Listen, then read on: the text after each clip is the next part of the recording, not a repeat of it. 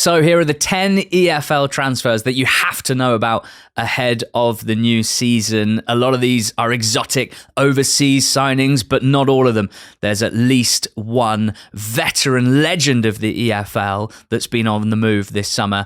I'm Ali, he's George. We're here to tell you all about them. And it's with the idea that you might get ready for the new season and for the new Fantasy EFL season. This video brought to you by Fantasy EFL. We want you to test your EFL knowledge and judgment in our mini league this season. NTT20 is the name of the mini league. Get the Fantasy EFL app or head to the website. While we catch you up with the 10 transfers you have to know about, you can start building your team for week 1. Let's start with an Ipswich midfielder, Azor Matusiwa. Now, the reason I think this is really important to talk about is that Ipswich are the current favourites for the Championship title. They are favourites with the bookies to bounce straight back up. And as we know, teams that have come down from the Premier League in the last few seasons have generally been those challenging at the top end. And given Kieran McKenna is still the manager, and last time at this level, Ipswich completed a mesmeric double promotion with McKenna at the helm, it's not a stretch to suggest that they might be quite good again this year. But while they're stacked in attacking areas, and while at the back they've got a pretty solid group of defenders and goalkeepers, it's in the centre of the park where they're looking a little light on numbers. That's because of the central midfielders from the Premier League season last year. Cacace was on loan and has left, Calvin Phillips as well.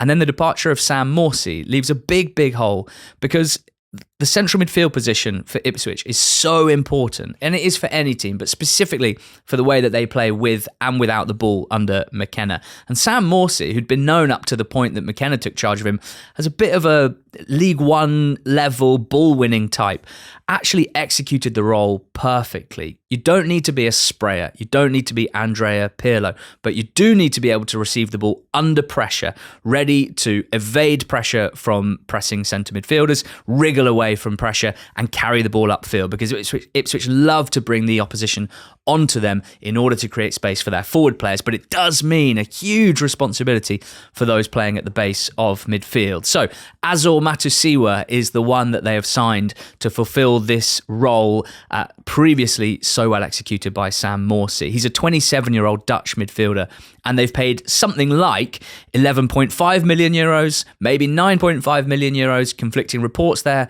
Who cares? They've got the money to spend, and they needed to spend it on someone who's ready to go straight away. This is not a development signing. This is not a 22-year-old with resale value looking to develop and sell on. This is someone that needs to be a star of the Championship straight away.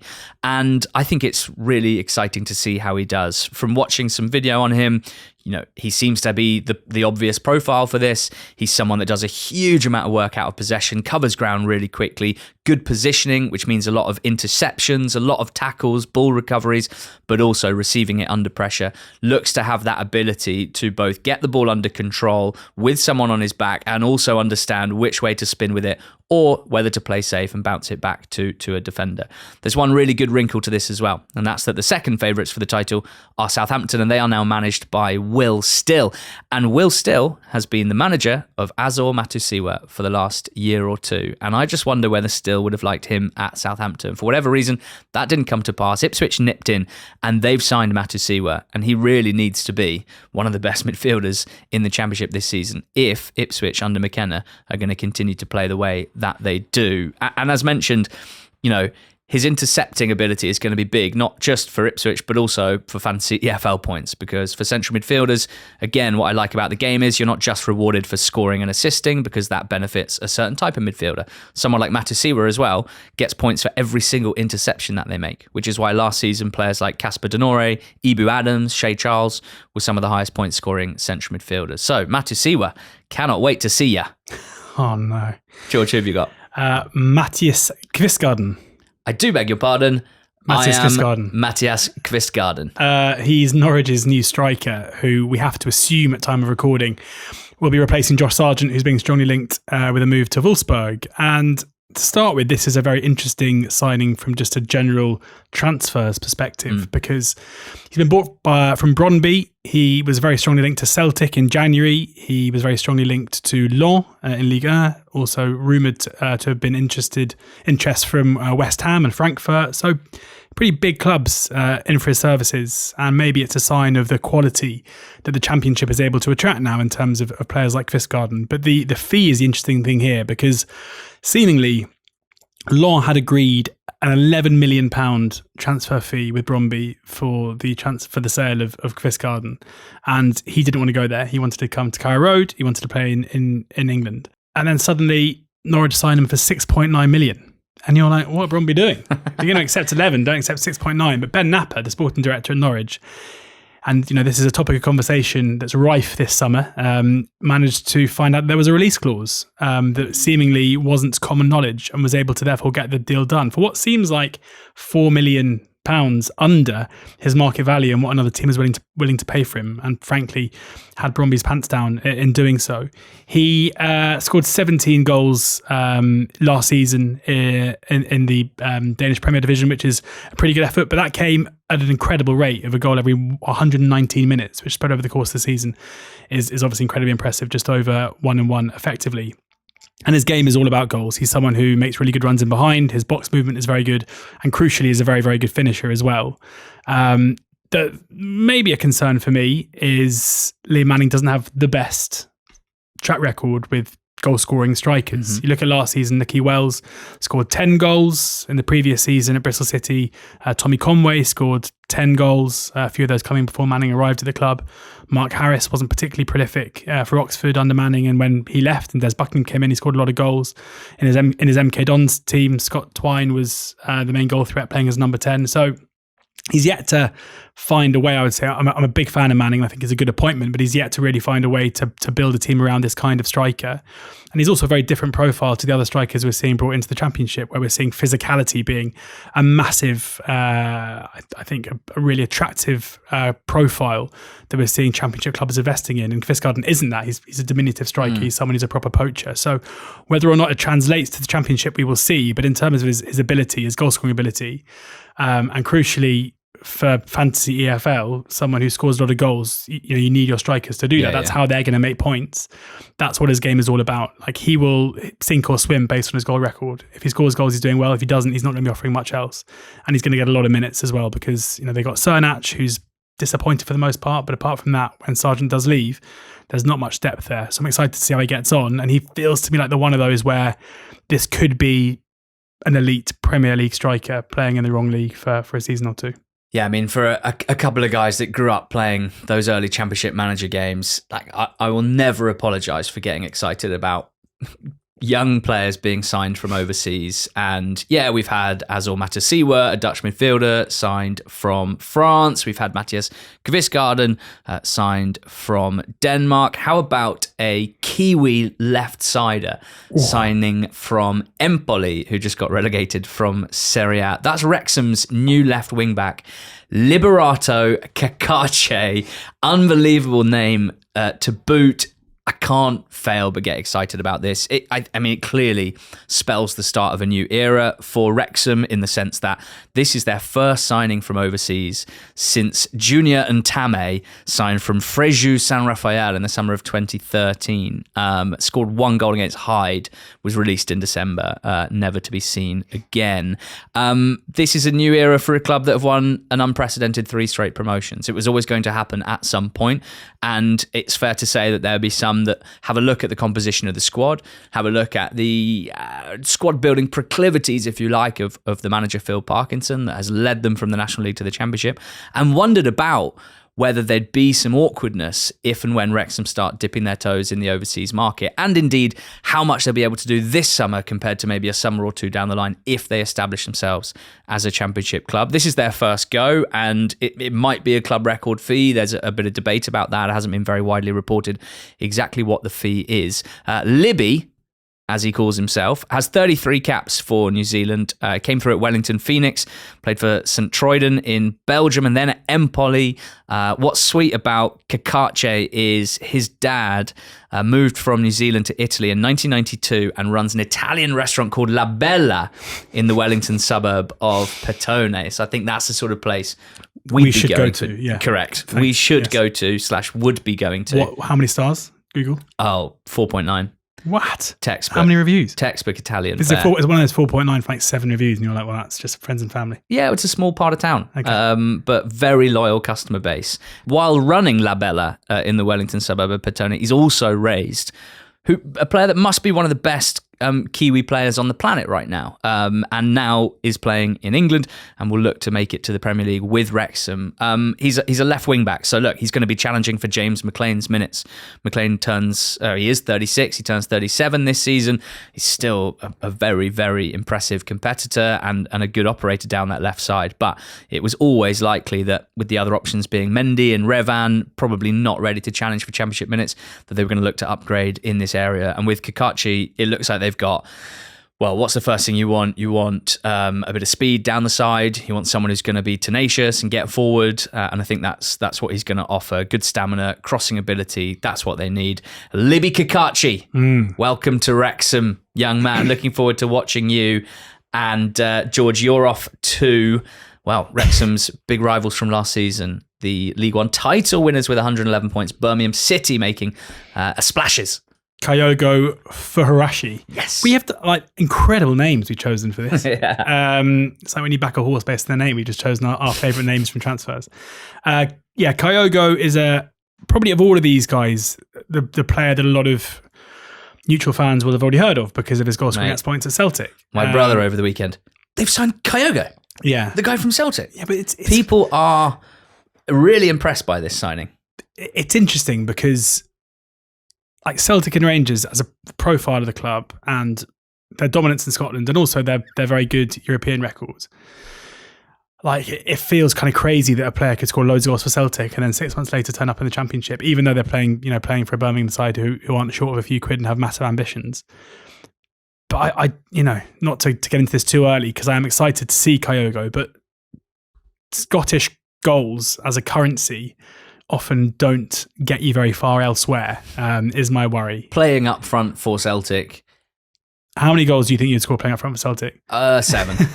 Playing up front for Celtic does not have any equivalent to playing up front for anyone other team exactly. in the top 5 European leagues, other than maybe Man City, and certainly not in the EFL. But what I would say is that how many Championship strikers could you take, stick them up front for Celtic in 165 games, and they'll give you 85 goals? Well, Adam Eder's not far off, is he? Is he? Is he? Well, he's done well. Either way, he's someone who is a bit of a phenomenon at Celtic, who his best league campaign saw 23 goals in 22-23. He was on 10 goals for the season in January when he moved to Rennes, or Rouen, depending on your French, and it went really badly for a reported 10 million euros. He started one game, and then he made 5 sub appearances. He mustered 1 shot in the whole time that he was there.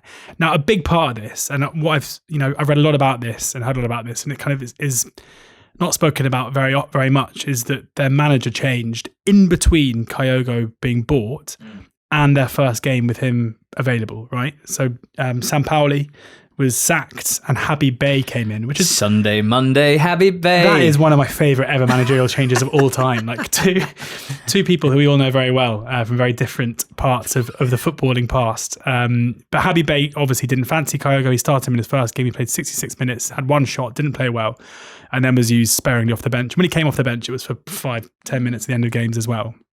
That has to be a big red flag, right?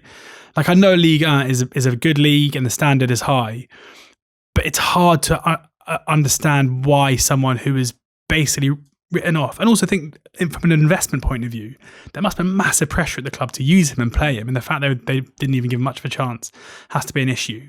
He, in the same way as Kvistgaarden, again, goes against the grain from other strikers we're seeing who are being brought by championship clubs, where he genuinely offers absolutely nothing apart from goals. Like, he isn't someone who's going to lead the press. He isn't going to be someone who runs the channels or offers any kind of physicality, taking on the centre backs. He's just a pure poacher, someone whose finishing ability is good. And given that Birmingham, we've spoken about, well, Lou Orns did a good piece for NT20.com, where he spoke about the shifting styles in the championship and how, from the outside looking in, Birmingham are the only really obvious example of a team who we can be pretty sure are going to look to play dominant possession-heavy football. And if that's the case, then Kyogo is likely to be playing against a low block a lot of the time. And having a player like him who he's going to be charged with making those runs in the box and trying to find a way to offer or provide some space in tight areas should be beneficial. He'd have scored 45 goals for Birmingham last season. Yeah, but you say that. The perfect player. But the red flag is that Birmingham were another red flag. I thought I was positive about this. Is that looking forward to Birmingham fans' reactions to this part of the show. Birmingham were totally dominant last season in League One, right? And even naysayers like me at the beginning have to accept that there was a huge gap between them and the rest of the league. But open play goals from strikers, like Jay Stansfield scored 19 goals last season. Only 9 of those were from open play. Alfie May scored 16 goals in total, but 13 of those were from open play. So even though their combined record over the course of the campaign of 32 goals between them was, when you've got 2 like diminutive strikers, I know that Stansfield height-wise isn't that small, but like in terms of their playing style and the way that they operate, it's a good tally. But from open play against low blocks in a league where you're dominant, for them to rack up 9 and 13 isn't overly impressive. And obviously the quality of the opposition this season is going to be much higher. So I'm intrigued to see it. This feels like it's one of those signings where quite quickly we might be like, oh my God, this is ridiculous. This guy's like way too good playing for this side, and he might score loads of goals. But I think there's also like not a tiny chance that it goes similar to how it went in France, and he actually really struggles, and we don't see him that often. They've sold, or they're reportedly selling Alfie May to Huddersfield, so Kyogo looks to like he's going to be that starting striker, probably with Stansfield used as either to kind of play as a number 10 behind him, or it's those two looking for that one starting spot. But either way, like fascinated to see how he gets on, because it's not often that clubs spend that kind of money on a player, especially not one who's scored as many goals as they have done for a club like Celtic. Damion Downs. Another great name. Damion Downs. Welcome to the Championship. Welcome to Southampton. Damion, £7 million reported fee for this 6'4" striker. Very much part of the current Championship striker. Prototype. Almost every striker that's been signed by Championship clubs this season or this summer is over 6'2", apart from Kyogo and little Kvistgaarden. Damion Downs very much in the mould. 6'4", great height, but pretty mobile. Runs the channel, stretches the back line, drifts out wide, is quite quick, can dribble. Like when he gets on the ball doesn't just stop and he doesn't trip over it. He's got decent movement with it as well.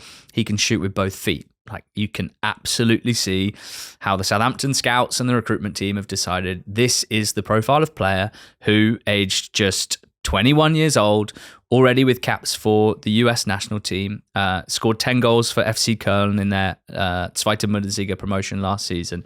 It makes a huge amount of sense. I would say there have been a lot of players like this signed over the last 12 to 18 months, and a lot of them find it very difficult to adapt to the rigors of the Championship.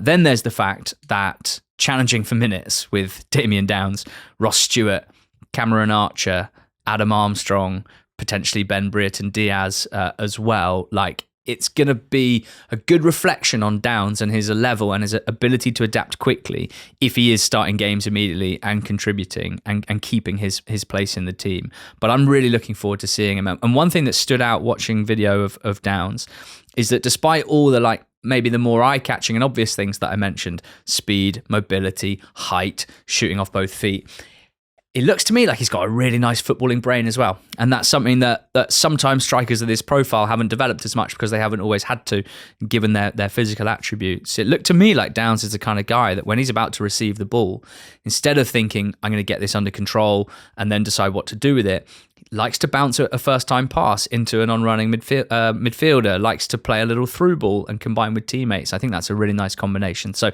excited to see what Will Still does with Damion Downs. And then we've got a nice angle in the Championship this season, depending on whether Josh Sargent stays. We might have 4 US-eligible strikers in World Cup season, or rather road to World Cup season. In Sargent at Norwich, Adjimang, who Derby have just spent a pretty penny on from Charlotte, Damion Downs as well, and Charlie Kelman, of course, let's not forget, is eligible for the US and will surely be getting minutes for QPR from the start of the season. So there are 5 Championship signings that we think you guys need to know about. Now it's time for League One. Yeah, into League One now, and Bradley Fink is a name you may not have heard too much about, but he's signed for Wycombe Wanderers, and there's loads of intrigue here. He's someone who made his name as a bit of a goal-scoring sensation in youth football for Borussia Dortmund. Hello. Like interest. Pedigree. In that sense. He's also 6'4", a real physical presence. Not another one. And just 22 years of age. He hasn't come straight from Dortmund though. He's been playing in the Swiss top tier for Basel and had a loan at Grasshoppers. And it's fair to say that he probably hasn't kicked on in the way he was expected to when he was scoring goals for the Dortmund under-19s team. But you know, he's someone who clearly has the kind of raw technical and physical abilities to be a decent player at League One level. His goal scoring record there wasn't great, but he's shown in the past that he can do it. And there's a couple of things that are interesting here. Like, firstly, Dortmund and Sunderland have a bit of a relationship when you think of Jobe Bellingham and his move to Dortmund. And Mike Dodds, the Wycombe Wanderers manager, who was formerly the assistant and the caretaker at Sunderland, his brother Daniel is the UK scout for Dortmund. Yes. And I just wonder if he's been like, brother Mike, I think there might be a player that you should have a look at. It was in our youth team called Bradley Fink. And I'm assuming that's probably how this... I mean, it's a big coincidence if that's nothing to do with how this has come about. Great investigative journalism. Thank you very much. That's what I want to do. And then it also is, it's going to be interesting what happens with Richard Kone, because we're recording this with 6 weeks to go until the window closes. I imagine there's going to be some serious interest in Kone as this scramble for strikers intensifies, with plenty of teams probably thinking right now he's too expensive, but when it comes to needing to get someone in, especially after the season starts, whether he stays at the club, and it feels like Fink may have been brought in to ensure they have the succession plan already set up. So he's not a player that I've ever seen kick a ball, but I think in terms of profile and his route to get there and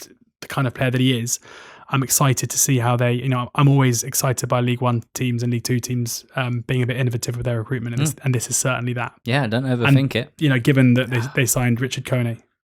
Don't overthink it. Well done. It's normally you who talks over my jokes. And given that Richard Kone was signed from Athletic Newham, I think it's quite fun that when Richard Kone is playing for Athletic Newham, Bradley Fink was playing for Dortmund's youth team, and now they are the two players vying for the main starting striker spot at Adams Park. Love this. God, it's good to be back. So excited for the new season. I guess part of the idea between telling you guys about these players is that if these guys hit the ground running, they're likely to be the sort of players that you want to have in your fantasy EFL teams this season. So you're getting in front of the competition by listening to this, by watching this, by getting to know these guys early. The game is live. You can start picking your team for the first week of the season. So get building your team and make sure you join our league as well. Just search NTT20 as in NTT20 rather than 20 spelled out, or just click the link in the bio, which will take you straight to the league as well. But yeah, we're bang up for fantasy EFL this season. Competitive juice is absolutely coursing through my veins right now. And time to tell you about someone that you all know about already.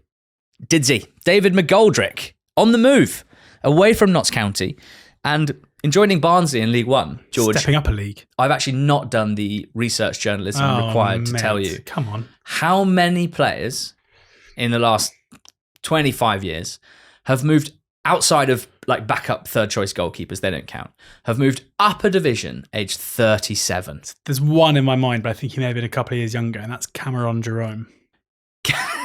Cameron Jerome? Yeah. When did he move up a division? He went to MK Dons and he went back up to Luton. Yes, good thinking. Wow, you're on fire today. David McGoldrick's done it, and I think it's rare and I think it's fun.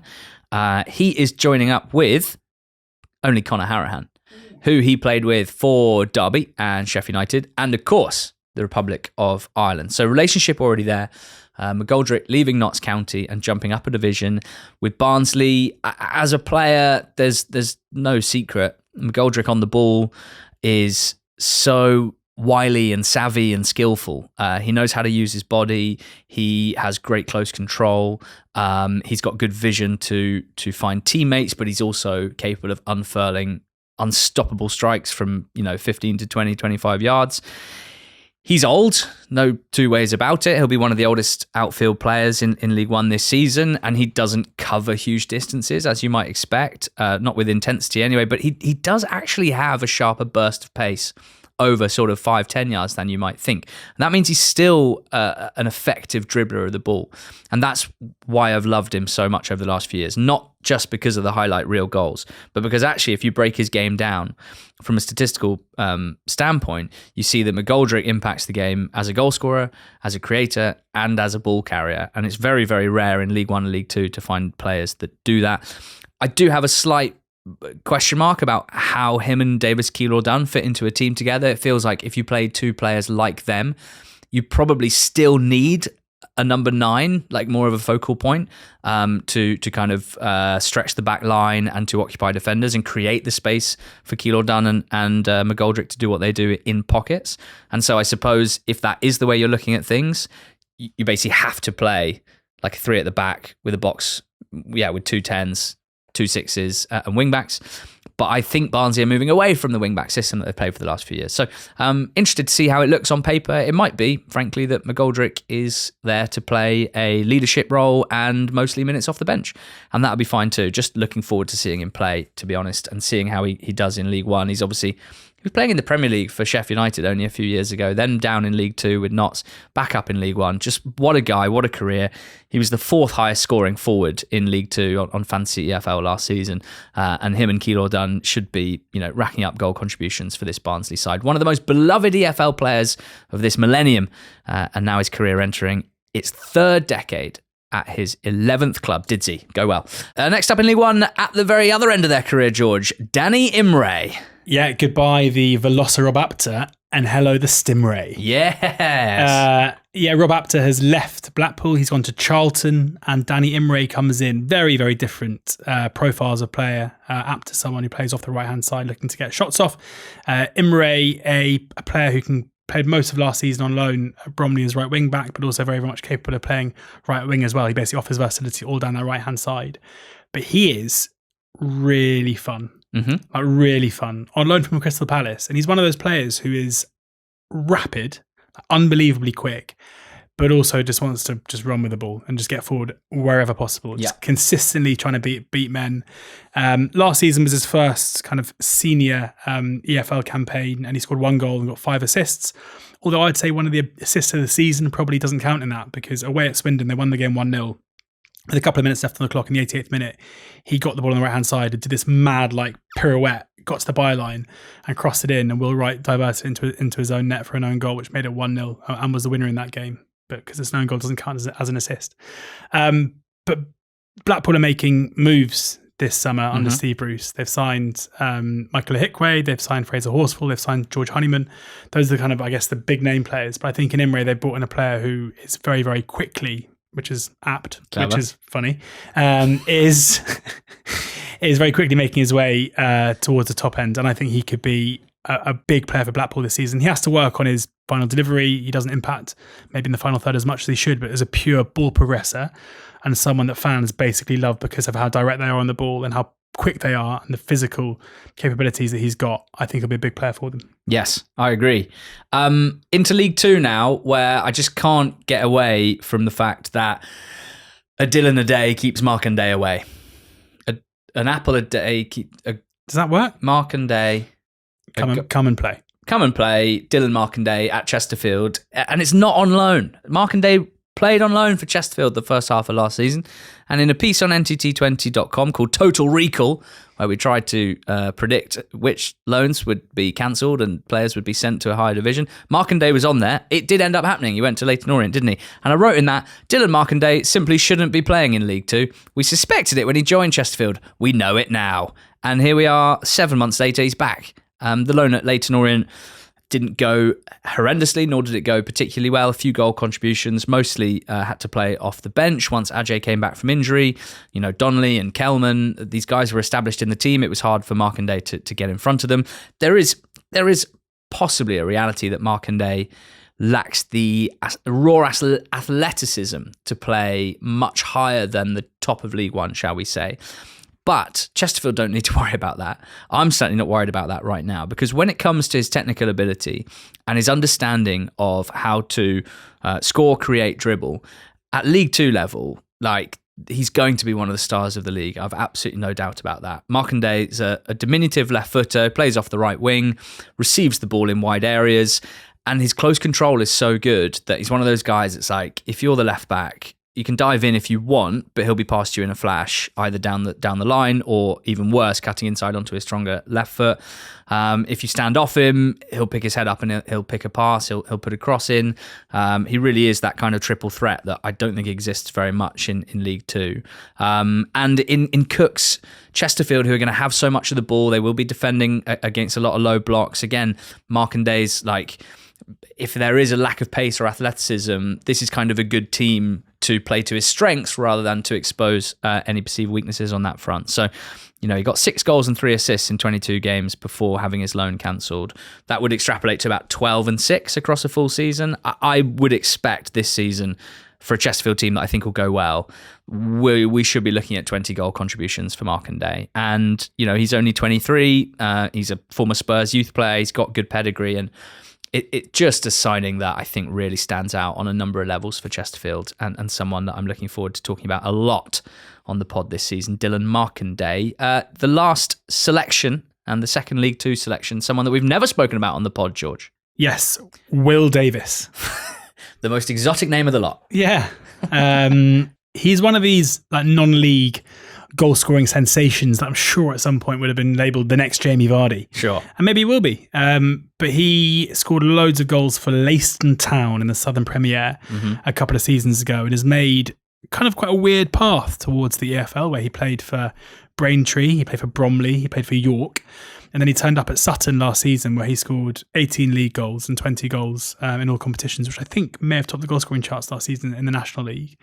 So that's quite exciting, because I think National League goals tend to translate pretty well to EFL goals, especially at League Two level.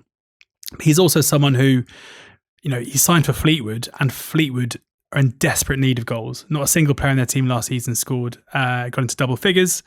They've got some decent striking options who aren't necessarily prolific. And in Davies, they've signed a striker who has the goal scoring capability clearly, as shown by his past, but also he's a bit of a unit. I think he's 6'2". He's a physical presence. He's a target man kind of style striker. And given the way that we know Pete Wild likes to set his teams up, he will be required to do a lot of that work. Like, he will be required to win his aerial duels. He'll be required to be the focal point of their attack and to make the ball stick up top, which I'm not necessarily sure Fleetwood have any strikers that really fit that bill at the moment, especially not those who can score goals. So I'm intrigued by Fleetwood, as I always am this season. But I think Wild's obviously a very good appointment in my mind. And they've signed a striker here. Everyone wants this kind of old school striker. They don't necessarily exist for the most part, but this is a guy who's very rapidly made his way out of the kind of lower echelons of non-league and now into the EFL. And having had some tutelage under Steve Morrison at who himself was a striker that came very late to the EFL, but then played a lot of games in a very similar mould to Davies.